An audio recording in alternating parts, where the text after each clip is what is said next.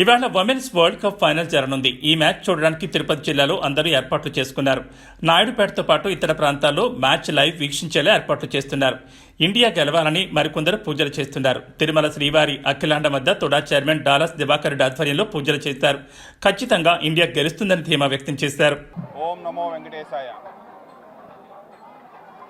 ఈరోజు భారతదేశం మొత్తం కూడా చాలా గర్వంగా ఉండాల్సిన రోజు ఈరోజు.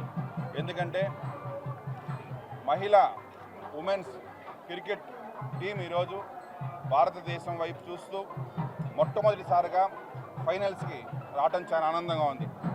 11 సార్లు ఆస్ట్రేలియా కప్పు గెలిస్తే అట్లాంటి ఆస్ట్రేలియాని టఫ్ మ్యాచ్లో సెమీస్లో ఓడించి ఈరోజు ఫైనల్స్కి రావటం చాలా ఆనందంగా ఉంది.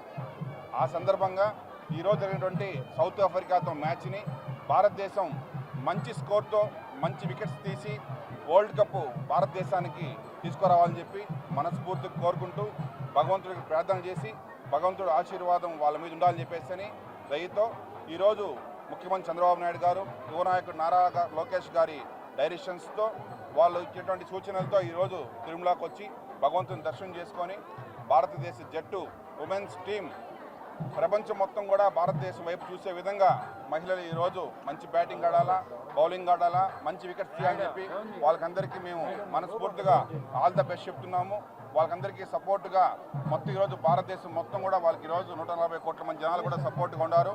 సో కాబట్టి ఈరోజు ఖచ్చితంగా భారతదేశం ఈరోజు ఉమెన్ టీం వరల్డ్ కప్ గెలుస్తాయని చెప్పేసి అని భావిస్తూ ఐసీసీ టీం మెంబర్లకు అందరికీ ఈరోజు ఈ ప్రోగ్రాంలో పార్టిసిపేట్ చేసినటువంటి విజయన్నకు కావచ్చు, జనరల్ సెక్రటరీ కావచ్చు, మన జిల్లా టీంకి, స్టేట్ టీంకి అందరికి కూడా, సానా సతీష్ గారికి అందరికి కూడా, చిన్ని గారికి, ఇంకా అందరు టీం సభ్యులకు అందరూ కూడా నేను మనస్ఫూర్తిగా ధన్యవాదాలు చెప్తూ వీడికి ఇచ్చేసిన ప్రింట్ అండ్ ఎలక్ట్రానిక్ మీడియా మిత్రులకు అందరూ కూడా మరొకసారి ధన్యవాదాలు చెప్తున్నాను. Thank you very much.